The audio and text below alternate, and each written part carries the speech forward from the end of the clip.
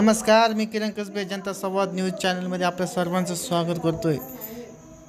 देशभरासह राज्यामध्ये दहीहंडीचा मोठा उत्सव या ठिकाणी आपल्याला पाहायला मिळतो। त्यापाठोपाठ अहमदनगर जिल्ह्यातील अकोले तालुक्यामध्ये सर्वात मोठा दहीहंडीचा उत्सव या ठिकाणी आपल्याला पाहायला मिळतो।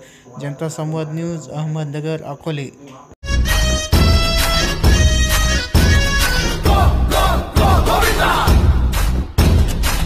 मटके झटके मारे हैं तू आज शोला तो हम भी फुवारे हैं, तुम आसमां पे है तो चांद तारे हैं हम।